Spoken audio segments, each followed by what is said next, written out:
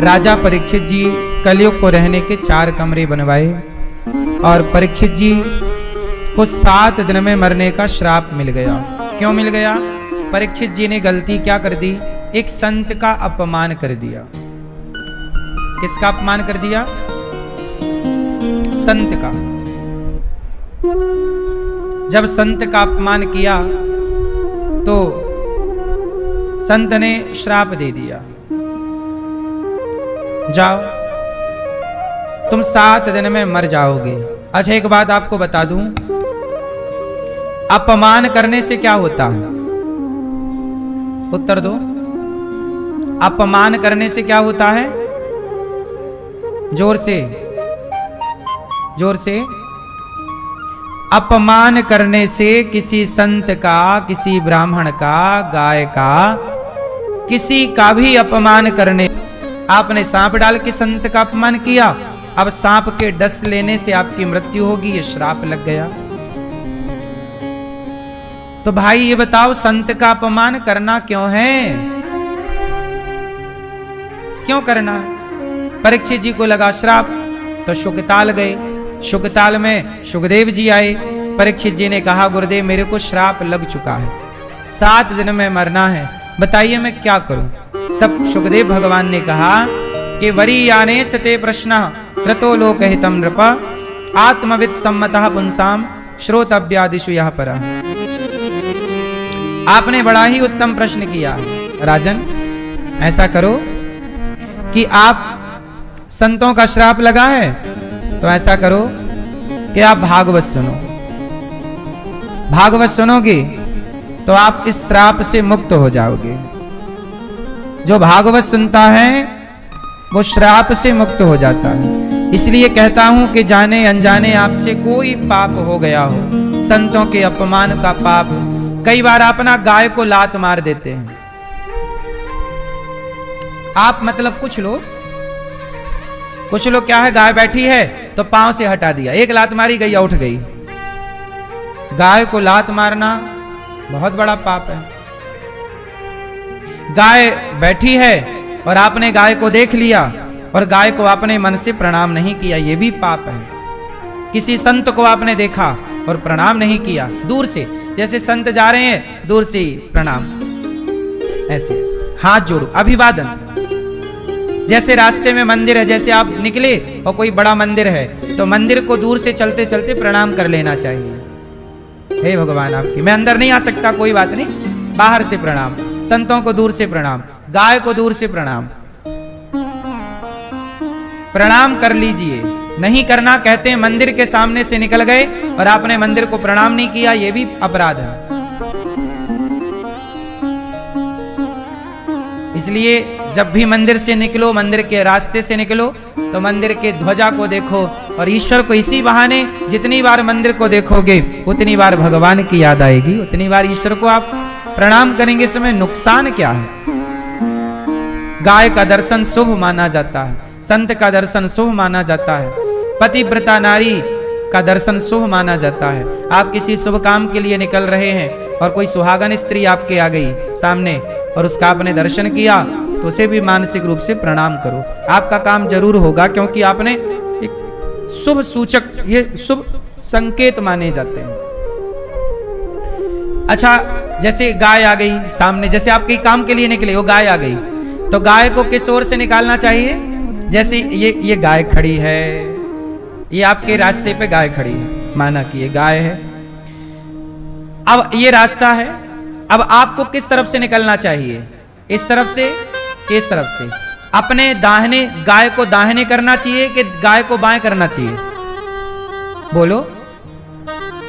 आपके दाहिने हाथ की तरफ गाय करना चाहिए कि बाएं हाथ की तरफ गाय करना चाहिए? किस तरफ? बोलो।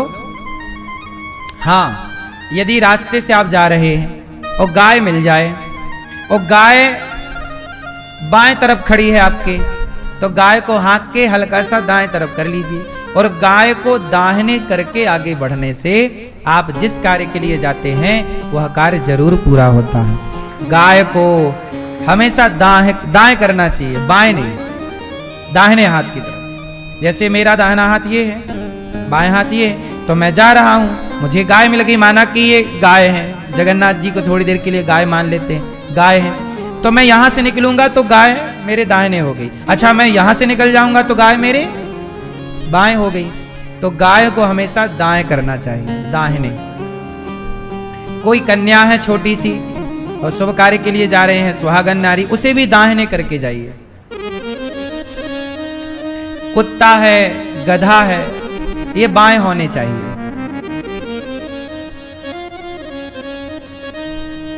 और गाय और ब्राह्मण और साधु और पवित्र नारी, सुहागन नारी दाहिने होना चाहिए। हाँ या ना? ये मर्यादा रही है। तो परीक्षित जी ने कहा कि मुझे 7 दिन में मरना है, मैं क्या करूं? तो सुखदेव जी ने कहा कि आप भागवत सुनो। तस्मात् भारत सर्वात्मा भगवान ईश्वरो हरि, श्रोतव्यः कीर्तितव्यश्च स्मर्तव्यश्चेच्छिता भयम्।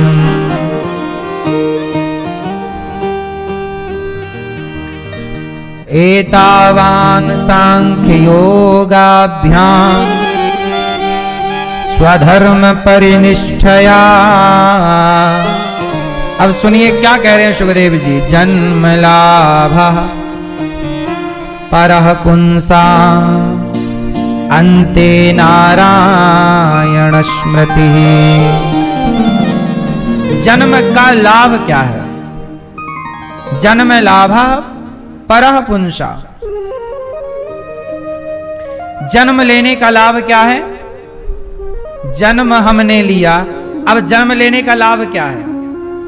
तो बोलो अंते, बोलो अंते, सब बोलो अंते नारायण स्मृति।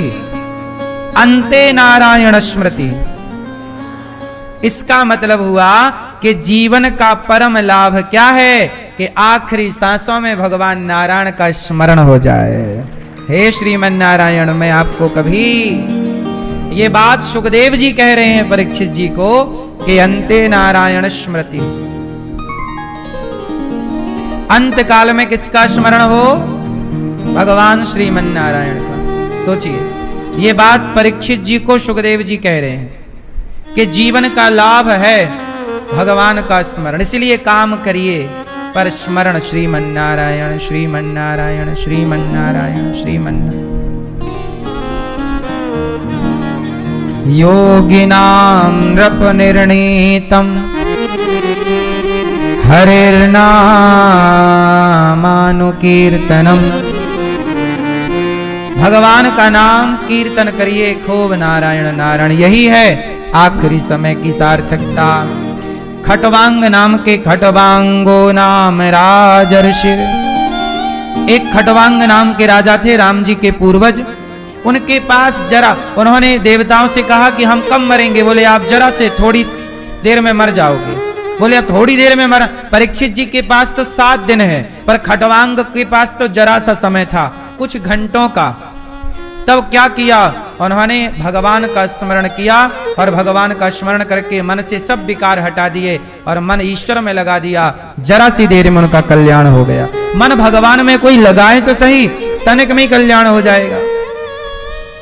जितासनो जितश्वासो जित संगो जितेन्द्रिया, स्थूले भगवतो रूपे मनः संधारये धिया। देखो, भगवान का जितना स्मरण होगा, कैसा स्मरण करें? अंते नारायण स्मृति, भगवान नारायण का स्मरण कैसे करें? अब ये बताओ, स्मरण कैसे करें? पाताल में तस्य ही पाद मूलम। क्या बात है! भगवान के विराट रूप का दर्शन कीजिए। राजा परीक्षित जी को सुखदेव जी ध्यान की विधि बता रहे हैं। मैं आपको ध्यान की विधि बताऊं? किस किस को बताऊं ध्यान कैसे करना चाहिए? आओ जरा हम आपको ध्यान की विधि बता देते हैं। ध्यान भगवान का कैसे करना। लो आप लोग क्या कहते हैं गुरुजी, हमारा मन बहुत भटकता है। आज मैं आपको ऐसी विधि बताऊंगा कि आपका मन आप चाहोगे भटकाना तो भी नहीं भटकेगा, क्योंकि विधि पता ना होने से हम लोगों का मन बहुत भटकता है। अच्छा क्या विधि है तो सुनो। पहले तो जाप करना सीखो। मैं जाप के 2 विधान आपको बताऊं, फिर ध्यान की ओर आपको ले चलूंगा। आओ, जाप करते हो ना आप लोग। जाप 2 तरह का होता है। कितने तरह का? एक बहिर्मुखी, एक अंतर्मुखी। बोलो श्रीमन नारायण। ये हो गया बाहर का, शब्द निकल रहे हैं। जहां शब्द बाहर की ओर आए वो बहिर्मुखी है, और जहां शब्द भीतर की ओर जाए वो अंतर्मुखी है। अब ऐसा करो, अपने मुंह को बंद करो और अब बोलो श्रीमन नारायण। बोलो श्रीमन नारायण। अंदर बोलना, कोई नहीं सुनेगा, केवल आप सुनेंगे। बोलो श्रीमन नारायण। अंदर बोलना है, आपके भीतर आवाज आएगी। आंखें बंद करो जरा, फिर हम ध्यान कराएंगे आपको। रीढ़ की हड्डी सीधी करो, सुखासन में शांति से पालथी मार के बैठो। नेत्र को सहज रूप से बंद कीजिए और मुंह को बिल्कुल बंद करके भीतर बोलिए। कोई नहीं सुनेगा, आपके बगल वाला भी आपकी आवाज नहीं सुनेगा। बोलो श्रीमन नारायण। अंदर बोलना, बोलो हे श्रीमन नारायण, हे श्याम सुंदर। भीतर बोलना है, हे श्रीमन नारायण, हे श्याम सुंदर। हम पापी हैं, अधम हैं, नीच हैं, दुष्ट हैं, खल हैं, कामी हैं, क्रोधी हैं। हे प्रभु, हम जैसे हैं, हे श्रीमन नारायण, हे श्याम सुंदर, हम जैसे हैं आपके हैं। हे नाथ, हमारे अपराधों को क्षमा कीजिए, हमें अपनी भक्ति प्रदान कीजिए। श्रीमन नारायण, श्रीमन नारायण, श्रीमन नारायण। चरणौ शरणं प्रपद्ये, श्रीमते नारायणाय नमः। सब लोग ऐसा भाव बनाओ कि हम बैकुंठ जा रहे हैं। आंखें बंद करो, भाव बनाओ कि जैसे लक्ष्मी जी भगवान नारायण के चरण दबा रही हैं, उनके एक चरण को लक्ष्मी जी दबा रही हैं, तो भगवान के दूसरे चरण को आप दबा रहे हैं। आप भगवान के चरण का दर्शन कर रहे हैं। भगवान के चरण ही पाताल है।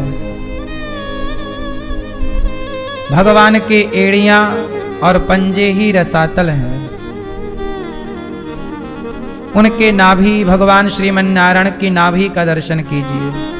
उनके नाभि रूप सरोवरों को ही आकाश कहते हैं। भगवान की छाती, हृदय का दर्शन कीजिए।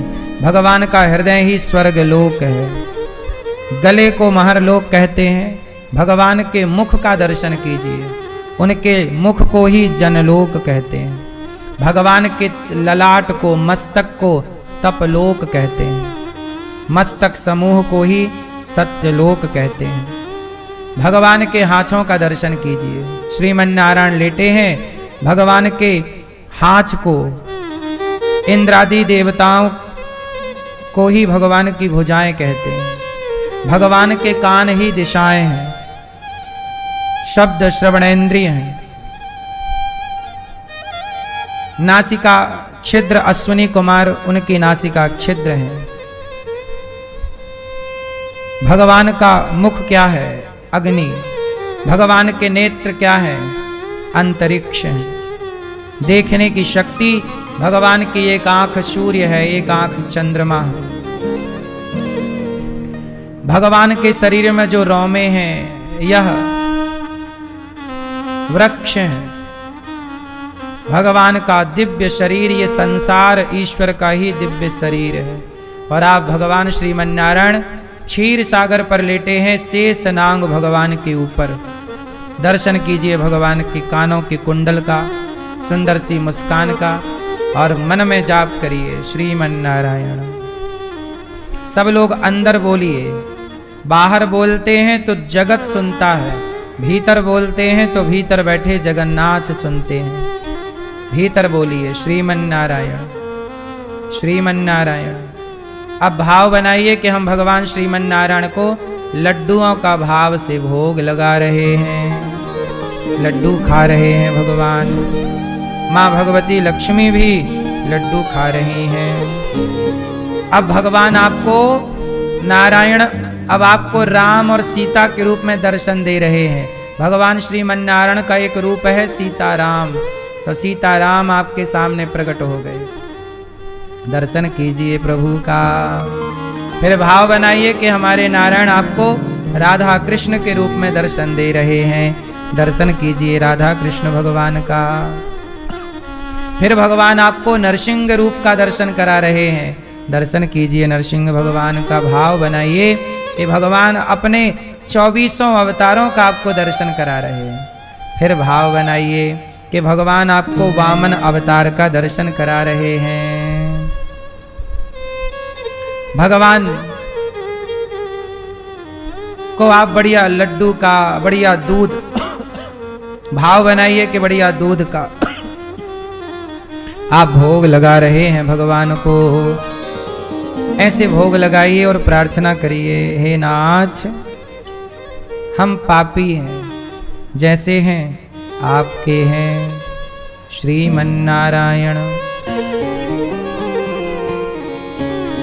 चरणौ शरणं प्रपद्ये श्रीमते नारायणाय नमः। हे नाथ मैं आपको कभी भूलूं नहीं। अब आप आंखें खोल लो, सब लोग आंखें खोलो और मेरे साथ बोलो, बोलो सर्व, सब बोलेंगे सर्व धर्मान परित्यज्य मामेकं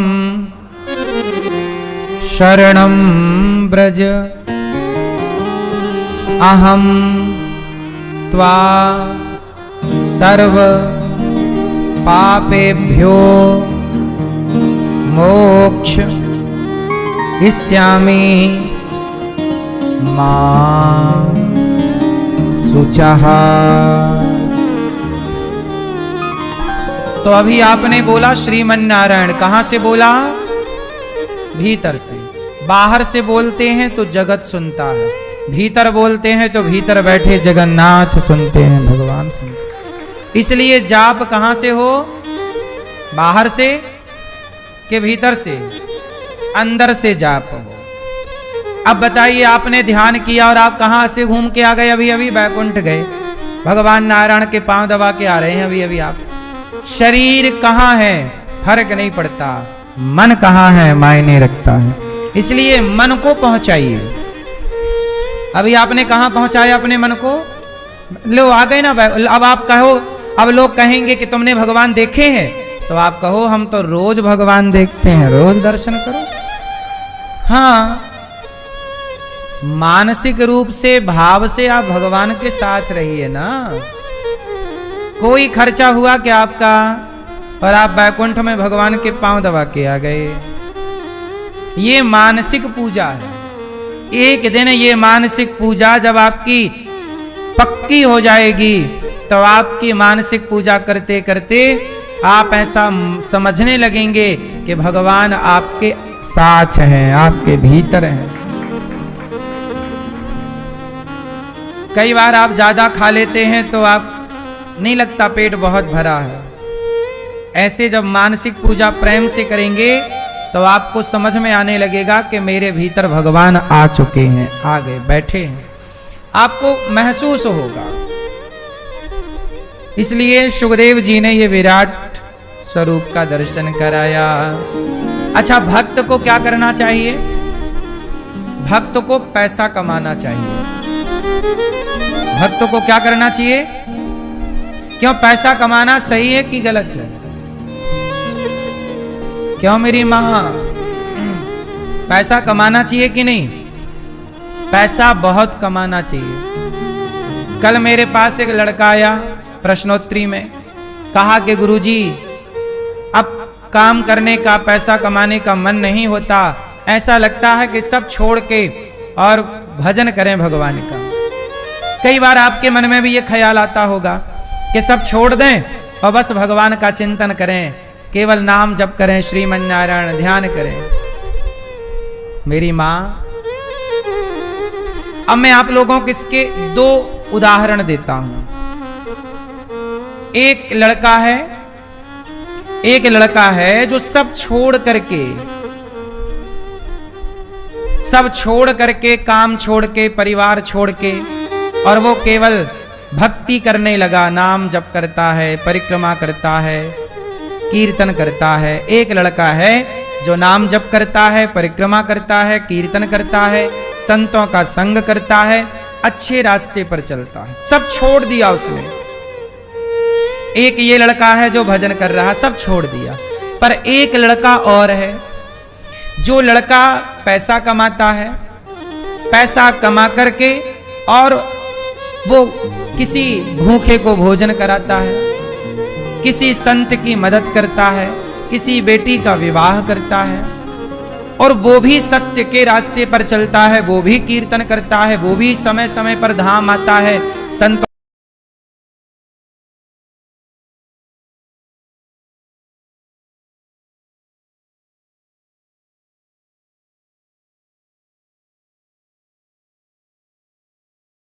लाता है, अपनी पत्नी का सम्मान भी करता है, अपने बच्चों को पढ़ा लिखा के योग्य भी बनाता है, और सबकी मदद करता है। किसी से वो घृणा नहीं करता, ईर्ष्या नहीं करता, द्वेष नहीं करता, कभी असत्य नहीं बोलता, और पैसे कमा कमा के 10-20 लोगों को रोजगार देता है, सबके चूल्हे जलते हैं उसके मेहनत और प्रयास से।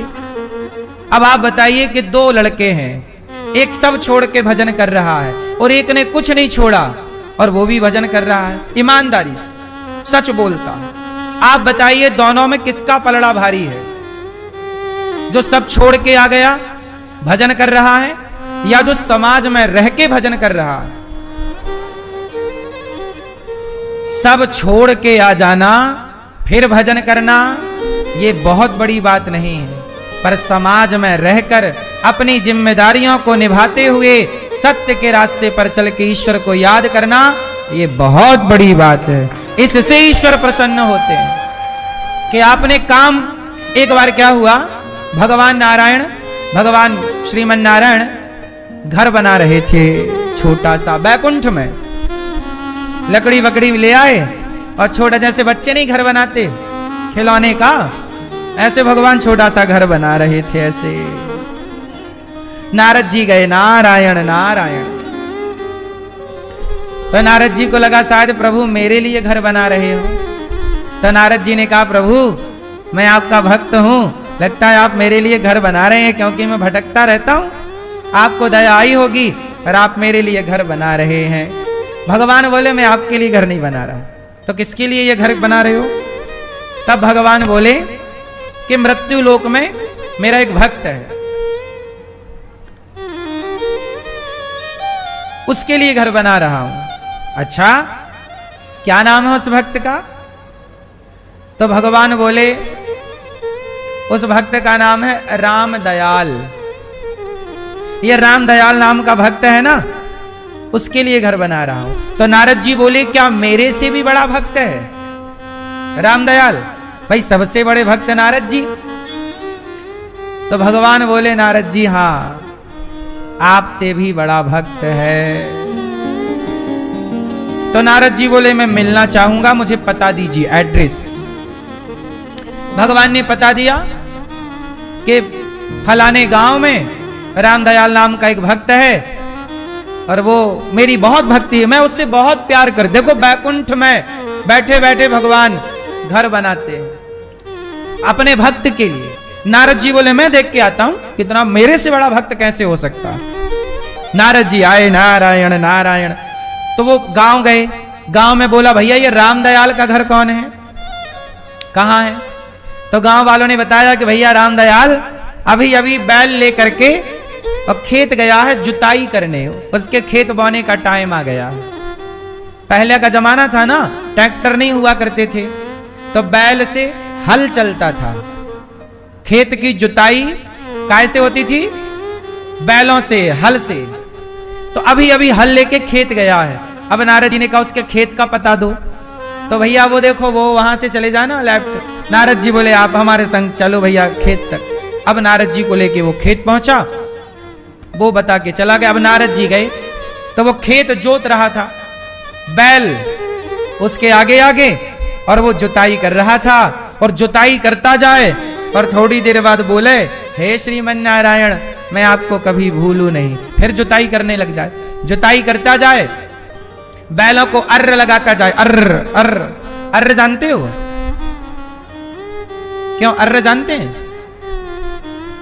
बैल चलते डंडा होता था, उसमें लोहे की कील जरा सी किसान अग्रभाग में लगा लेता था और वही बैल के पीछे छेदता था हल्का सा, इससे बैल चलता था। उसे कहते थे अर्र अर्र। तो वो किसान था, वो किसान बैल को वो डंडा से हल्का सा उसे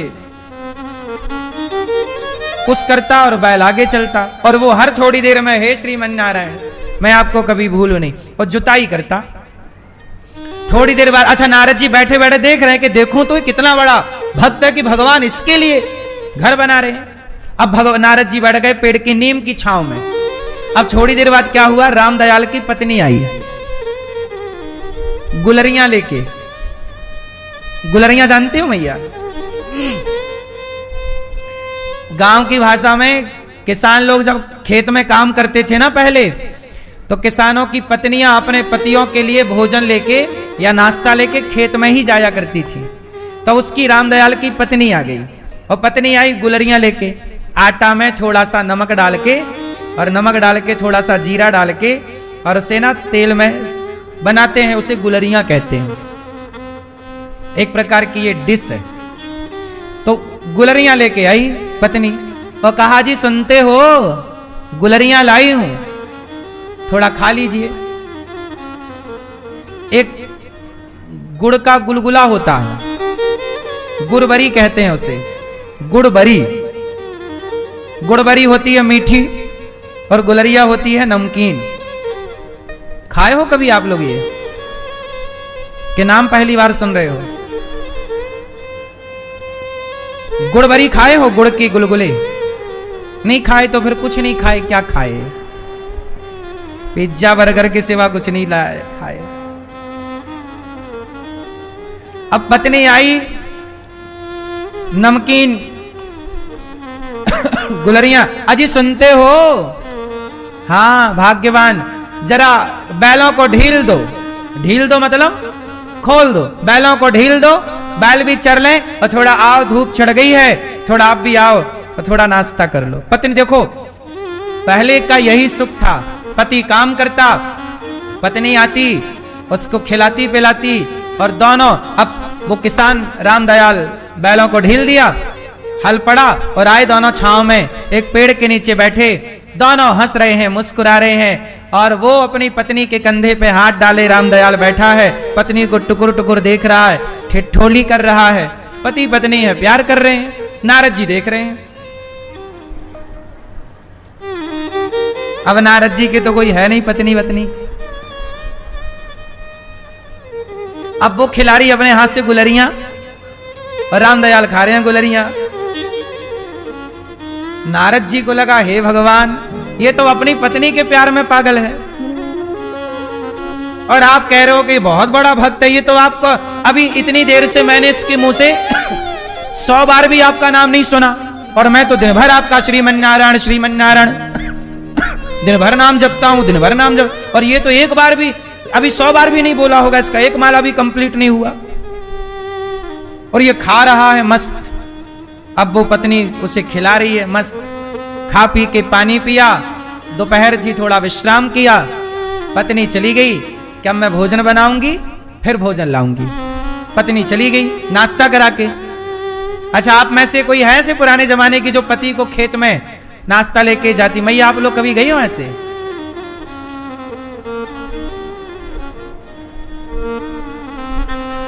आज के जो लोग प्यार करते हैं ना, आई लव यू वाला, इनके आई लव यू के प्यार से करोड़ों गुना पवित्र और सुंदर प्यार वो था, वही खेत वाला, जहां पत्नी अपने पति के लिए खेत जाया करती थी, पति के काम में हाथ बटाया करती थी। घर में है, बना रही है भोजन, पर ध्यान पति का, स्मरण पति का है। आज जितना टाइम आप लोग फेसबुक, व्हाट्सएप पे, इंस्टाग्राम पे गवा देते हो, इतना टाइम यदि अपनी पत्नी, अपने पति, अपने बच्चों को दो, अपने माँ बाप को दो, तो आपकी गृहस्थी स्वर्ग हो जाएगी। आप लोगों ने टाइम देना छोड़ दिया ना, क्योंकि टाइम कौन खाने लग गया? इंस्टाग्राम, रील चलानी है आपको, मोबाइल चलाना है, बातें नहीं करनी, बात नहीं करते तो प्रेम नहीं होता। तो वो रामदयाल, पत्नी गई तो रामदयाल फिर बैल लाया और फिर हल चालू किया, अब फिर जुताई करने लग गया, और जुताई करे और थोड़ी देर में कहे, श्रीमन नारायण मैं आपको कभी भूलू नहीं। करते करते करते करते दोपहर हो गई, दोपहर का भोजन उसकी पत्नी लाई। जब भोजन लाई तो, अजी सुनते हो? हाँ, मैं भोजन ले आई, आओ भोजन कर लो, बैल ढील दो। बैल फिर ढील दिए, फिर उसी पेड़ के नीचे दोनों गए, भोजन निकाला। उसने भगवान से कहा, हे श्रीमन नारायण, जो रूखा सूखा है आप भोग लगाओ। भोग ऐसे ही लगाया, हे प्रभु आप भोग लगाओ, ये जो भी सूखा रूखा लाई होगी पत्नी, जो भी लाई होगी, रोटी दाल सब्जी चावल जो जो लाई होगी, भोग लगाओ। भोग लगाया भगवान जी को, और वो रामदयाल ना अपनी पत्नी को खिला रहा, तू बना के आई है ना, तूने थोड़ी कुछ खाया होगा, चल पहले मेरे हाथ से तू खा। मतलब पति पहले उसे खिलाता है पत्नी को, तू खा। फिर पत्नी बोली अच्छा आप खाइए, वो उसे खिला रही है, वो उसे खिला रहा है, वो उसे। नारद जी देख रहे हैं, टुकुर टुकुर टुकुर टुकुर टुकुर। नारद जी गए, भगवान मैं मिला है आपके भक्त से, कोई दम नहीं है। भगवान बोले क्या किया? बोले मैं देखता रहा, उसने तो आपका नाम, मैं जितना आपका नाम जपता हूं प्रभु, मैं दिन में लाखों बार आपका नाम लेता हूं। नारद जी बोले, और वो दिन भर में ज्यादा से ज्यादा 300 बार 500 बार आपका नाम बोलता होगा, ज्यादा से ज्यादा। श्रीमन नारायण थोड़ी देर रेगुलर नहीं बोलता, श्रीमन नारायण कभी आधे घंटे बाद, कभी 1 घंटे बाद बोलता है श्रीमन नारायण मैं आपको कभी भूलू नहीं। पूरे दिन भर में वो 300 बार भी नहीं बोलता होगा, और मैं 1 लाख बार से ज्यादा, कई लाख आपका नाम बोलता हूं दिन भर, श्रीमन नारायण श्रीमन नारायण। अब बताइए मैं बड़ा भक्त हूं कि वो? मेरे लिए घर बनना चाहिए कि उसके लिए? तब भगवान बोले नारद जी ऐसा करो कि एक कटोरा है, और इस कटोरे में मैंने भर दिया घी, जाओ पूरी पृथ्वी की परिक्रमा लगा के आओ, पर शर्त है कि कटोरे से 1 बूंद घी गिरना नहीं चाहिए। 1 बूंद घी गिरा तो फिर अच्छा नहीं होगा, आप शर्त हार जाओगे। जाओ परिक्रमा लगाओ, पर शर्त है कि 1 बूंद घी, अब बिल्कुल लबालब कटोरे में घी भरा। अब नारद जी पकड़े और चल रहे हैं, पूरी धरती की नारद जी परिक्रमा करके आए, कई घंटों बाद लौटे। भगवान ने कहा गिरा घी? नारद जी बोले प्रभु मैं जीत गया, 1 बूंद घी नहीं गिरा, 1 कण घी का रत्ती नहीं गिरा। अच्छा, तो भगवान बोले ये बताओ, जब घी लेके कटोरा लेके आप घूमे, उतनी देर में आपने मेरा स्मरण कितनी बार किया? नारद जी बोले क्षमा करना प्रभु, पूरा ध्यान हमारा कटोरे में था।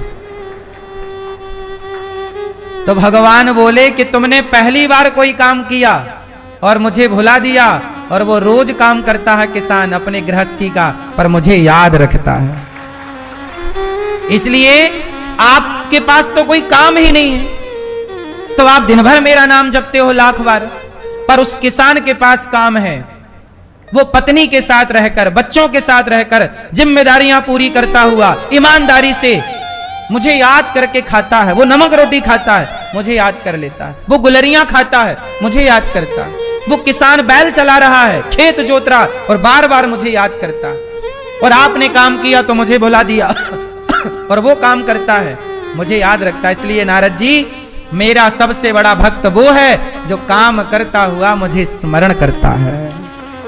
इसलिए भगवान साधु संतों से भी ज्यादा प्रेम आप गृहस्थों को करते हैं। उन गृहस्थों को प्रेम भगवान करते हैं जो गृहस्थ सदगृहस्थ हैं। एक होता है गृहस्थ और एक होता है सदगृहस्थ। कौन सा? एक गृहस्थ है, जो गृहस्थ है भ्रष्टाचार करके ले आया, चोरी करके ले आया और कमा रहा है, गृहस्थ है। ये गृहस्थ पूर्ण गृहस्थ नहीं। एक है सदगृहस्थ, जो कि ईमानदारी से कमाता है, ईमानदारी से ईश्वर का ध्यान करता है। पत्नी से प्यार करना, बच्चों से प्यार करना कोई गलत थोड़ी है।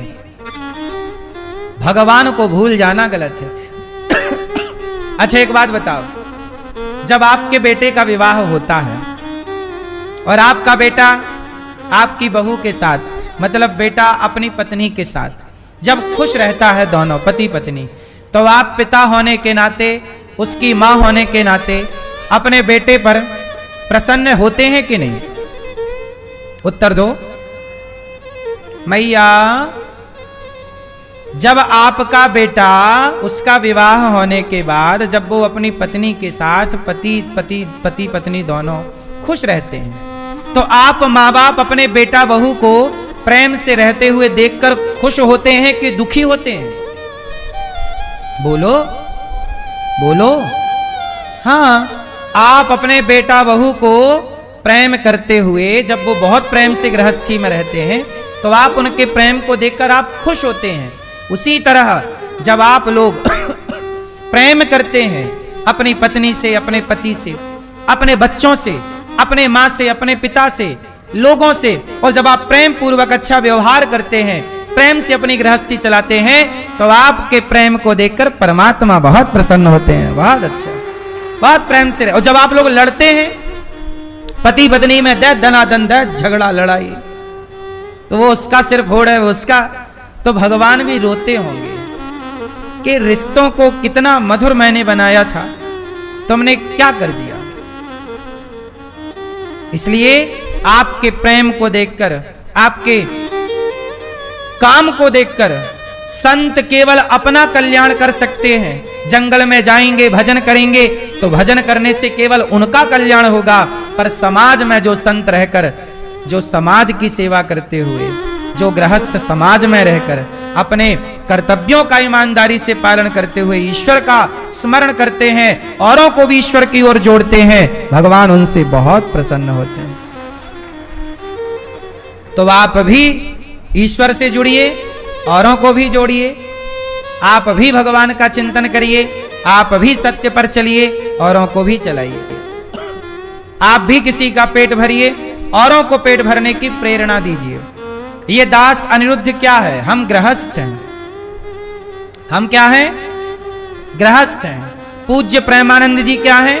विरक्त हैं। वो विरक्त संत हैं, तो वो चाहें तो वो भी जंगल में जाके भजन करके अपना कल्याण कर सकते हैं। पर पूज्य प्रेमानंद जी समाज में रह करके स्वयं तो भजन करते हैं, पर वो कहते हैं कि मैं जंगल चला जाऊंगा तो केवल मेरा कल्याण होगा, पर समाज में रहकर समाज को सचेत करता रहूंगा, सत्संग का ज्ञान देता रहूंगा, तो समाज का भी कल्याण होगा। वो विरक्त संत हैं। और ये दास अनिरुद्ध क्या है? हम गृहस्थ हैं। तो वो पूज्य प्रेमानंद जी अपने विरक्त संत होने का कर्तव्य कर रहे हैं, वो भी समाज को सिखा रहे हैं, भक्ति का पाठ पढ़ा रहे हैं। नहीं तो उन्हें क्या मतलब, वो जंगल में अपना भजन कर सकते थे, पर वो समाज में रह के, ताकि आपका भी मन भगवान में लगे। यही संत का काम है। तो वो विरक्त संत हैं। और ये दास अनिरुद्ध क्या है? हम गृहस्थ हैं, हम अभी गृहस्थ हैं।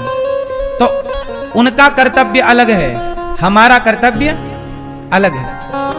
हम गृहस्थ हैं, तो गृहस्थ का धर्म क्या है? अतिथि देवो भव।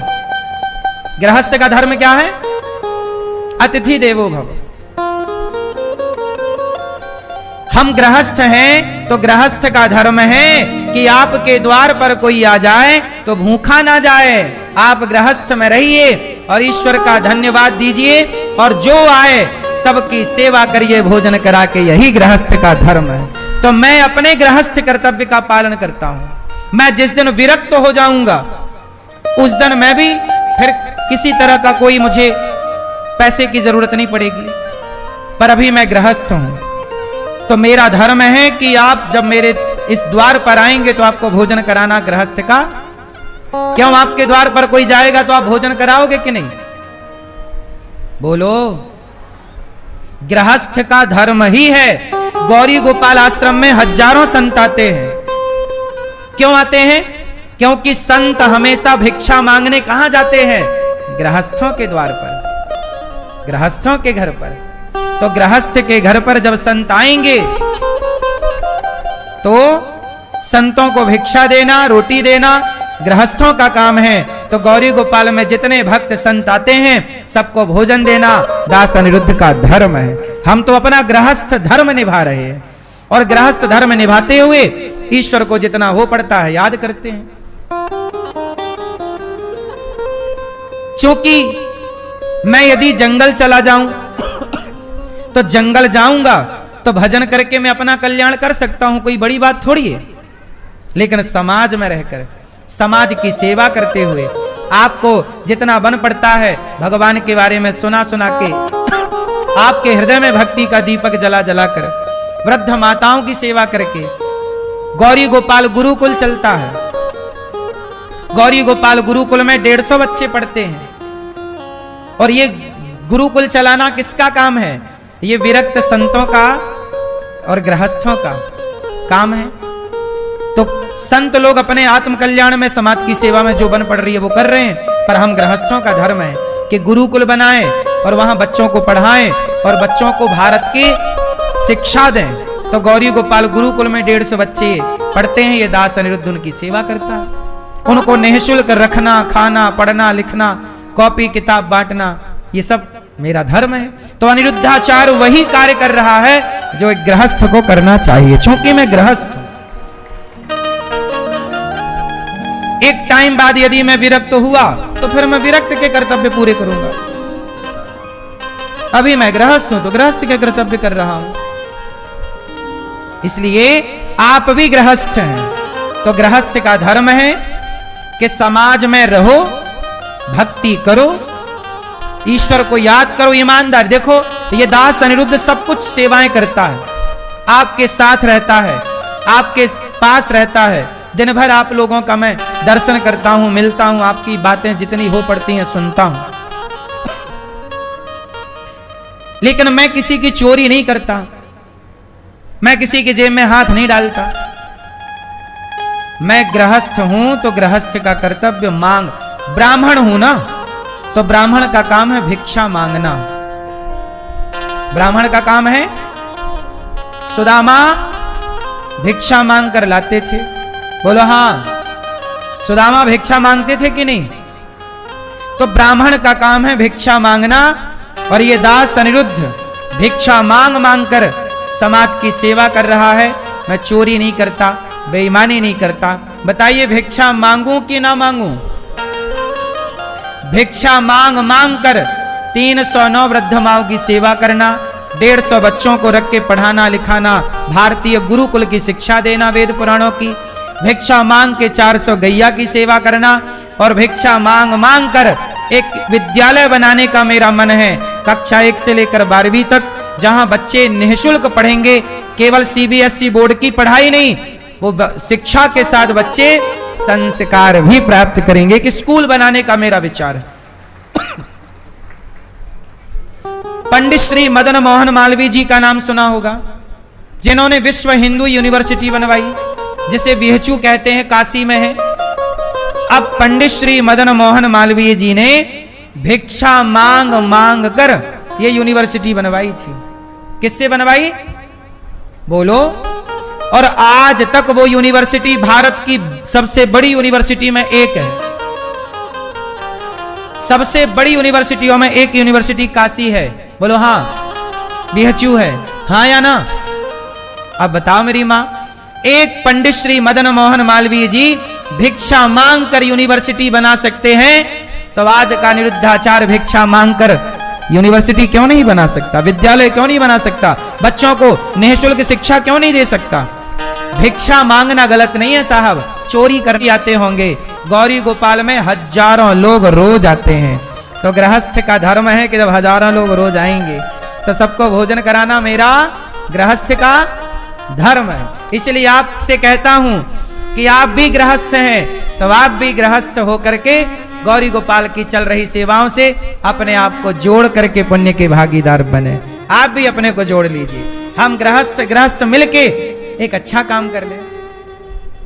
क्यों? क्योंकि जो धर्म आपका है गृहस्थी का, वही धर्म मेरा। आप भी गृहस्थ, हम भी गृहस्थ, जो आपका कर्तव्य वही हमारा कर्तव्य। तो हम सब मिल करके आओ एक स्कूल बनाए, CBSE बोर्ड का स्कूल बनाने का मेरा विचार है। बच्चों को निःशुल्क पढ़ाना, 7 से 8 हजार बच्चे पढ़ेंगे, पर यह सब होगा। अभी तो सेवाएं चल रही हैं, आप भी सेवाओं से जुड़ें। कितना पैसा कमाना चाहिए? सुखदेव भगवान कह रहे हैं, सत्याम क्षितौ किम कसिपो प्रयासैर बाहौ स्वसिद्धि युपवर्हणै किम सत्यंजलौ किम पुरुधान्य पात्र्य दिग्वल्किलादौ सत्य किम दुकूलै। अभी पूर्णिमा के दिन पूज्य प्रेमानंद जी ने दास अनिरुद्ध को बुलाया और ये दास अनिरुद्ध गया वहां पूज्य महाराज जी के यहाँ, उनके यहाँ प्रसादी मिली और मैंने निवेदन किया कि पूज्य महाराज जी आप भी गौरी गोपाल पधारें। तो जल्दी पूज्य महाराज जी ने आश्वासन दिया है कि जल्दी गौरी गोपाल आकर के दर्शन देंगे। देखिए, संतों का काम है परोपकार करना। पूज्य प्रेमानंद जी,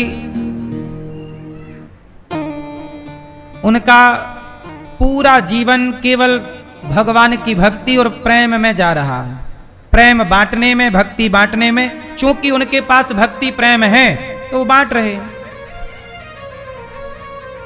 और दास अनिरुद्ध पर भी उनकी बड़ी कृपा है, मुझे उनका आशीर्वाद मिलता है समय समय पर। और मुझे इस बात की इस बार बड़ी प्रसन्नता हुई कि इस बार उन्होंने मुझे बुलाया कि आप आओ, मैं उनका दर्शन करने फिर उन्होंने बुलाया। सोचिए,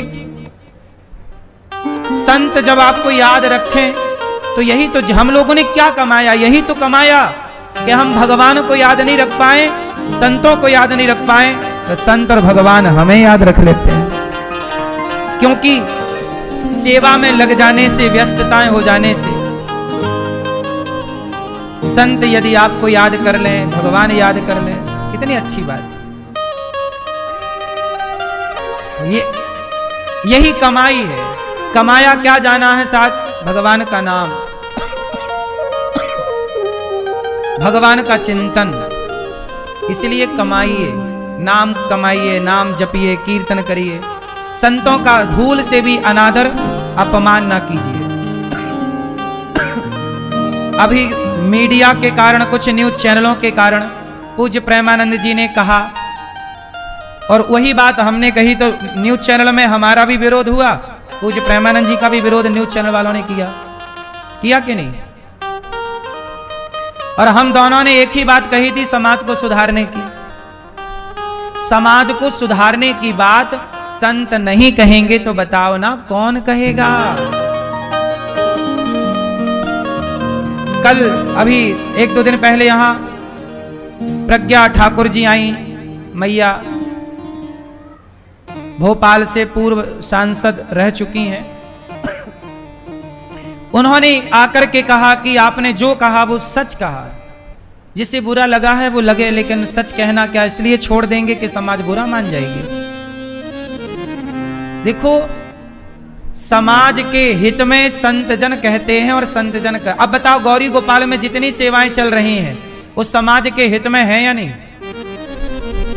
हजारों लोगों को भोजन मिलना, वृद्ध माओं की सेवा करना, गायों की सेवा करना, गुरुकुल चलाना, विद्यालय बनाना, ये समाज का हित। अब विद्यालय बनेगा वहां 7,000 बच्चे पढ़ेंगे, तो 7,000 बच्चे किसके पढ़ेंगे? हम सबके समाज के ना बच्चे पढ़ेंगे। कोई 7,000 बच्चे कोई मेरे अकेले थोड़ी 7,000 बच्चे हैं, आप सबके बच्चे ही मेरे बच्चे हैं, तो वो सब बच्चे ही पढ़ेंगे वहां, बच्चियां पढ़ेंगी, बच्चे पढ़ेंगे। समाज की यही ना सेवा है भाई। मैं जितनी कर पाऊंगा करूंगा, आप भी कुछ करिए, हम भी कुछ करें, हम सब मिलकर राष्ट्र की सेवा करें। गाली देने से क्या होगा, अपमान करने से क्या होगा? इसलिए ऐसे कुछ न्यूज चैनलों के द्वारा जो संतों का अपमान किया गया, संतों को लेकर के समाज को भड़काया गया, ऐसे कुछ न्यूज चैनलों से आपको बचना चाहिए और ऐसे कुछ शकुनियों से और ऐसी कुछ मंथराओं से बच के रहना चाहिए। क्योंकि तब के जमाने में शकुनी भिड़ाता था और मंथरा भिड़ाती थी। आज वो सारा काम कुछ मीडिया ने संभाल रखा है, हाँ या ना? इसलिए सत्यां क्षितौ किं कसिपो प्रयासैर् बाहौ स्वसिद्धेयुपवर्हणै किं सत्यञ्जलौ किं पुरुधान्यपात्र्य दिग्रुवल्किलादौ सति किं दुकूलै। सत्यां क्षितौ किं कसिपो प्रयासैर् बाहौ स्वसिद्धेयुपवर्हणै किं सत्यञ्जलौ किं पुरुधान्य पात्र्या दिग्वल्किलादौ सति किं दुकूलैः। सत्यां क्षितौ किं, देखो भागवत जी में लिखा है कि जब जमीन पर सोने से काम चल जाए तो बिस्तर की क्या जरूरत है।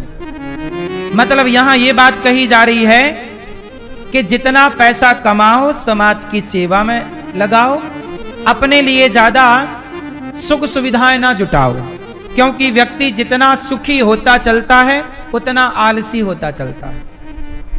जितना ईश्वर ने दिया है उसमें संतोष रखो और ईश्वर का चिंतन करो। जिसे धन चाहिए वो किन की उपासना करे, जिसे ये चाहिए, सबके लिए भागवत जी में बताया है। लक्ष्मी चाहिए माया देवी की उपासना करे, तेज चाहिए अग्नि की उपासना करे। अकामः सर्व कामो वा मोक्ष कामा उदारधी तीव्रेण भक्ति योगेन यजेत पुरुषं परम। क्या करना चाहिए? तरवः किम न जीवंती, जीवन किसका है?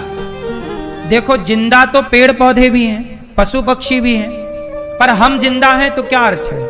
यदि हमने जिंदा होकर केवल भोग विलास में मन लगाया, समाज की सेवा नहीं की, अच्छे काम नहीं किए, तो फिर आप आए और चले गए, इसमें होना हुआ क्या?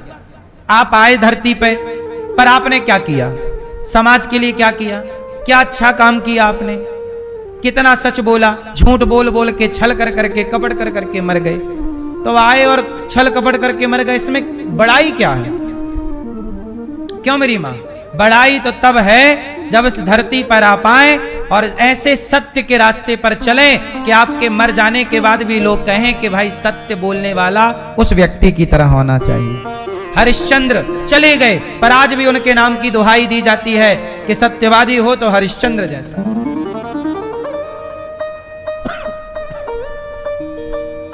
सत्यवादी हो तो हरिश्चंद्र जैसा। इसलिए सत्य बोलना सीखिए, कुछ अच्छा कर लीजिए। आप अपने स्तर से क्या कर सकते हैं? सत्य बोल सकते हैं, ईमानदारी से जी सकते हैं। आज सुखदेव भगवान ने कहा कि भगवान नारायण की नाभि से कमल निकला, कमल में ब्रह्मा जी प्रकट हुए, ब्रह्मा जी को 4 श्लोकों की भागवत सुनाई।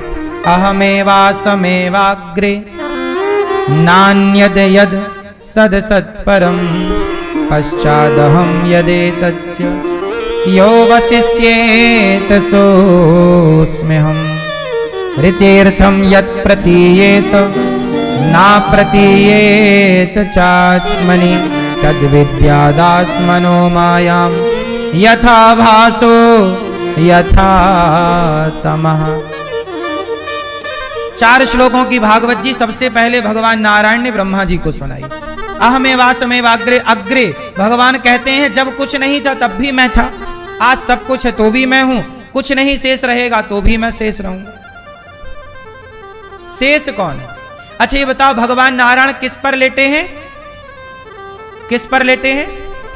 जोर से। शेष नांग। भगवान किस पर लेटते हैं? शेष। क्यों शेष नांग पर क्यों लेटे हैं? क्योंकि इस धरती पे जब कुछ नहीं रह जाता प्रलय के टाइम, तब शेष भगवान रह जाते हैं, इसलिए शेष वो हैं, इसलिए शेष नांग पर लेटे हैं। शेष कौन है? जोर से। शेष है भगवान नारायण। जब प्रलय होता है, सब समाप्त हो जाता है, तो शेष कौन बचता है?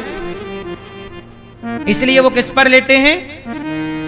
शेष नांग पर, क्योंकि शेष वही रहेंगे। अत्र सर्गो विसर्गश्च स्थानं पोषणमूतयः मनवन्तरेशानुकथा निरोधो मुक्तिराश्रयः। भागवत जी में 10 लक्षणों का वर्णन है। अच्छा, भगवान नारायण बड़े दुर्लभ हैं। कहां ढूंढने जाओगे? वैकुंठ।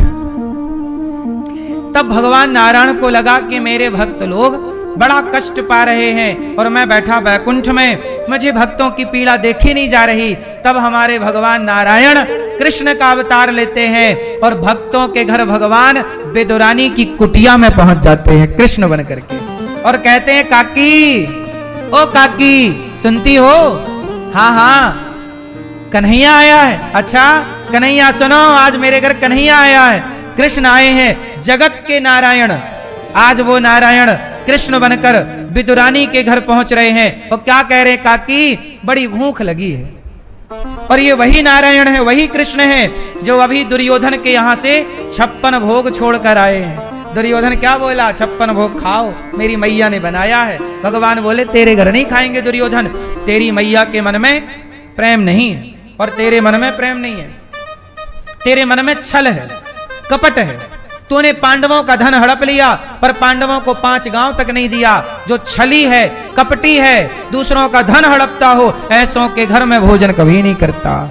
याद रखिएगा, यदि आपने अपने भाई को धोखा दिया होगा तो आपके घर में आप भले 56 भोग लगाओ भगवान को, तुम्हारा भोग भगवान ना ग्रहण करेंगे, तुम्हारा भोजन ना खाएंगे, क्योंकि तुमने अपने भाई के साथ छल किया। इसलिए भगवान की भक्ति बाद में कर लेना, पहले भाई के साथ गले तो मिल लो। भाई से प्रेम ना हुआ तो भगवान से तुम क्या प्रेम कर लोगे? भाई को तुमने धोखा दे दिया तो बताओ तुम किसके सगे बनोगे? जो अपने खून का सगा ना हुआ भाई। कई लोग हम समाज में देखते हैं, भाई की संपत्ति खा के बैठ गए। कल एक लड़का मेरे पास आया प्रश्नोत्तरी में, बोला गुरुजी मैं 14, 12.5, 13, 14 साल ऐसी कुछ बोला उसने कि गुरुजी जब मैं 14 साल, लगभग 14 साल का था, तब मैं अपने भाई के साथ बंबई चला गया। बंबई मेरा भाई रहता है, कपड़ों की दुकान, मैं अपने भाई के साथ काम करता और मैं अपने भाई को कमा कमा के सारा पैसा देता। आज मैं 22 साल का हूं। आज मैं भाई से कुछ मांगता हूं कि भाई मुझे थोड़े पैसे की जरूरत है, तो भाई ने घर से निकाल दिया, नौकर की तरह काम कराया।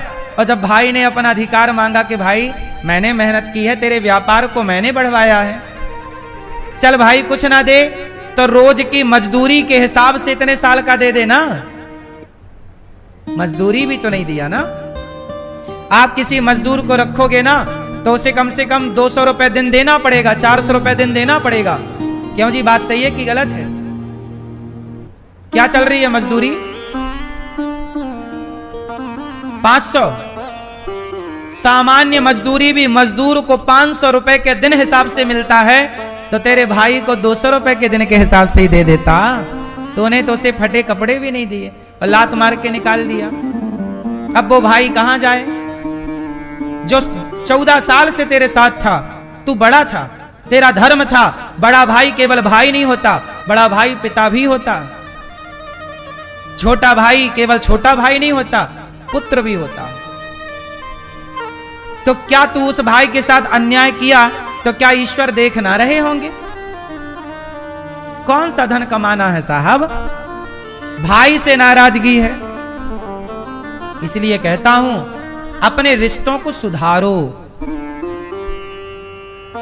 किसी की नाराजगी हो सकती है, उस नाराजगी को आप बेहतर कर लीजिए। समझदार हैं तो जो उसका अधिकार है, जो उसका हक है, उसे दीजिए। जो आपका है आप लीजिए। रिश्ता भाई भाई का, पर हिसाब पाई पाई का।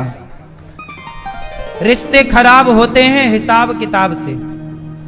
आप हिसाब मत लीजिए तो रिश्ते रहेंगे, और हिसाब मांग लीजिए रिश्ते खराब हो जाएंगे। इसलिए हिसाब पहले मांगिए। हिसाब पहले करना। आप लोग क्या करते हैं? हिसाब बाद में करते हैं। नहीं, याद रखिएगा, कभी भी हिसाब बाद में मत करिएगा। हिसाब पहले करिए कि भाई आप, हमारे भाई भी आपके घर काम करता हो तो पहले बोलिए भाई आप हमारे व्यापार में काम कर रहे हैं, बताइए किस रेट से काम करोगे। भाई हो ना, रिश्ता भाई का होगा, पर हिसाब बताइए, कल को आप क्या कहने लग जाएं। इसलिए लिखित में लो। भाई से भी 1-1 रुपए का हिसाब रखो।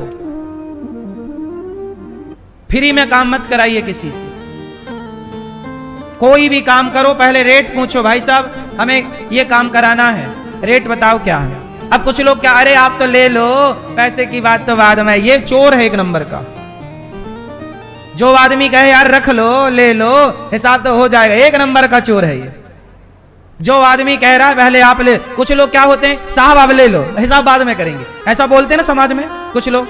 यार पहले आप ले लो, आप फल ले लो, आप ये ले लो, आप बाद में हिसाब कर लेंगे। बाद में वो डबल लेगा। चोर है एक नंबर का। जो व्यापारी आपसे कहे यार रख लो बाद में करेंगे, मतलब ये व्यापारी नहीं चोर है। ईमानदारी तो ये है भाई साहब, मेरी वस्तु इस रुपए की है, 10 रुपए किलो है, 50 रुपए किलो है, ये काम इतने का है साहब, पहले पैसा। क्योंकि बाद में झगड़ा पैसे का ही होगा, बाद में विवाद की जड़ क्या बनेगा। तो भैया हिसाब पहले ही कर लो ना, तय कर लो, रेट कर लो। क्या कहते हो? बोलो हाँ। अब कुछ लोग क्या कहते हैं,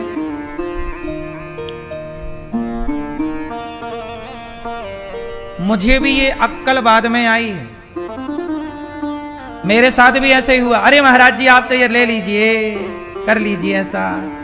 तो मैंने कहा चलो भाई ये भाव से बोल रहा होगा, बाद में बिल दे दिया 10 लाख का। फिर इसलिए तब से मैं भी लाखों का नुकसान करके ये ज्ञान पाया हूं। तो आपका 1 रुपए का ना हो, इसलिए लाखों का ज्ञान आपको फ्री में दे रहा हूं कि रिश्ता रखो किसी से भी।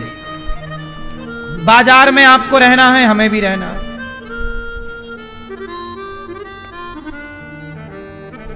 विश्वास मत करिए किसी पर। मैं अब देखो